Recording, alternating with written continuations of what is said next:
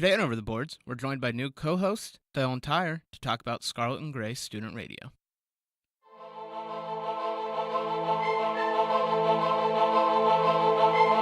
Hello and welcome back to Over the Boards. Today we have with us Dylan Tyrer, who works announcing Ohio State hockey games with Scarlet and Gray Radio, and he'll be joining the podcast on a permanent basis. But we figured today would be a good chance for him to kind of introduce himself and talk about the work he's been doing already with the hockey team. So I guess I'll kind of just let you start and talk a little bit about what you do. Well, thanks for having me, and thanks for having me on the podcast permanently after this. But right now, I'm one of the executive board members for Scarlet and Gray Sports Radio, and I'm going to be the president of the club next year, and it's just a club on campus at Ohio State.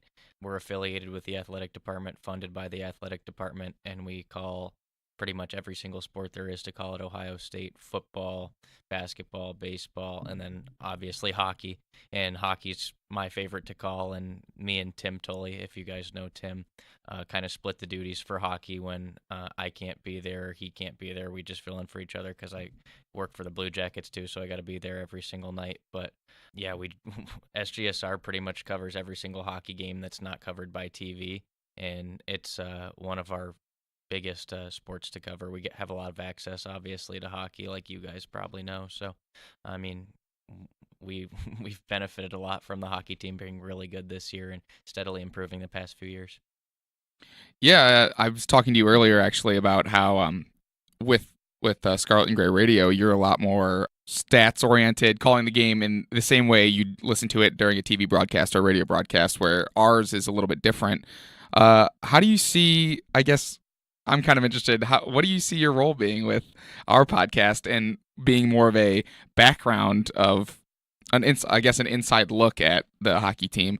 How do you feel like those will compare with the stats and the more calling side with this podcast? I mean, obviously, I'm familiar with the team, and I know hockey pretty well, so can talk to people about hockey. And then, I mean, obviously, you can talk about the team a little bit more as well, because it's been an awesome season for the hockey team this year, and it doesn't look like anything's going to change in the years going forward. So, I mean, I think I can just bring that aspect to the podcast as well, where I'm at every single game following the team really closely, so I can always, provide an update on that and where I think they're going to go. I mean, I feel like I have an educated enough opinion on the team where I can provide something valuable going forward for people that aren't following the hockey team as much as I am.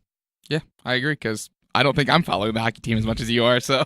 Yeah, no, I think it's awesome. I'm interested, because you've been with Scarlet and Gray Radio now, from your position, what you've seen kind of the change in the hockey team where they get to where they are now, and they've been progressively kind of establishing this culture over the last couple of years.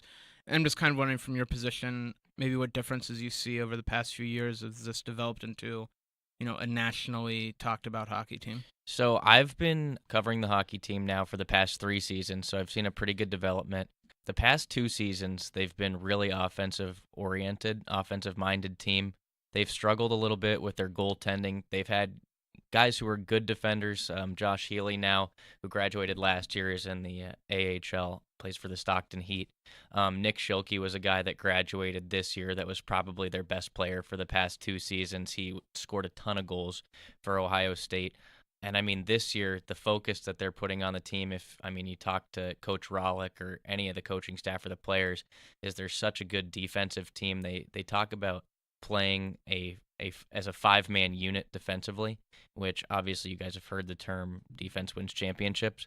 Well, they're playing stellar in front of their goalie, Sean Romeo, who's a new addition to the team this year. He's a transfer from Maine, and he's been a top 10 goaltender in college hockey all season long, which is something that Ohio State's been missing as long as I've been here. And, I mean, that's a real reason that people are looking at them as an elite team in college hockey this year. And I think another thing that kind of goes overlooked is the addition of Notre Dame to the Big Ten Conference for hockey makes it, in my opinion, the best conference in college hockey, at least this season, and definitely going forward. Michigan State, the worst team in the Big Ten right now, is going under a complete turnaround, so you could see them up there. But at one point this season, every single team in the Big Ten Conference was ranked in the top 20 of college hockey outside of Michigan State. So, I mean, that's huge, and it's just that level of play where it's going to be televised. We saw this past weekend, and the weekend before that, OSU was on national TV playing against Notre Dame and then Minnesota. So, I mean, if you're going to play against teams that have a reputation for being great college hockey teams, and you end up beating them, people are going to say, oh, okay. And I think it's kind of obviously not on as large a scale, but it's pretty similar to what the basketball team at Ohio State's been able to do this season, where they win some games early on. They go on a undefeated run through the beginning of the Big Ten schedule. And then people are like, okay, these guys are for real. That's the same thing that's kind of happened with Ohio State these past few weeks, where they've had a strong season all the way through, and now people are, once they get into this Big Ten schedule, people are able to see that they're for real. Whereas in the past couple of seasons, they've had big expectations, had really good first halves of the season, and then they kind of die out in the second half. But here, what they've been able to do, especially, I mean, these past couple weeks, they've had to go on the road to face off against good teams, and they've held their own. And I mean, OSU is an elite college hockey team. There's no two ways about it. Touched on Big Ten hockey and Notre Dame, especially being, for most of the season, just so far out ahead of everybody else. Mm-hmm. But Ohio State was able to take a game from them in their last series, and Michigan was able to beat them twice this past weekend. So I'm kind of wondering if you think that maybe, shows an opening or a blueprint for Ohio State where they can knock off the Irish, when the Big Ten tournament comes around. There's absolutely that possibility, and in my opinion, it's more likely than not that OSU and Notre Dame are going to face off in the finals for the Big Ten tournament. And I say that because the first round, for whatever reason, so I guess the way that the Big Ten wants to do it this year is they're going a 3-round or a best-of-3 series in round one, and then the semifinals and the finals are one-game playoffs, which wouldn't make a lot of sense to, the average viewer. You'd want, more games at the end, more exciting and everything, but they're trying to weed out those teams and get the elite teams to play in really exciting games later on. So, I mean, obviously I think OSU is going to be able to knock off Michigan State. Michigan State, though, did come in here about a month ago, and it's the worst I've seen Ohio State play all season long. They beat them. I think the final score was 4-1 on a Saturday game. But kind of where I'm going with this is anybody can beat anybody in a one-game playoff. And I don't think where they're going to play, it would be at Notre Dame if they were going to play in the finals there, but OSU plays really well on the road. They're used to it because not a lot of people have come to the games at the Shot, and they're able to get up for games on the road. They did it against Michigan this year at their place. They swept them. They obviously took one from Notre Dame at Notre Dame, and Notre Dame is essentially this season they've been OSU, but a little bit better. They play almost an identical game. They play really good defense and have a really good goaltender. Notre Dame's goalie, Cale Morris, had like a 1.65 goals against average this season, which is insane for a college goalie.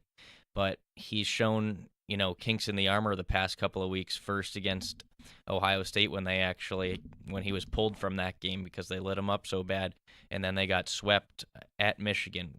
Obviously a tough place to play, Yost Ice Arena, but in a one-game, winner-take-all, the Arizona Coyotes can beat the Tampa Bay Lightning in a game like that. So I think the teams are evenly matched, and especially that the fact that Ohio State has been able to win a game at Notre Dame, I think that goes a long way.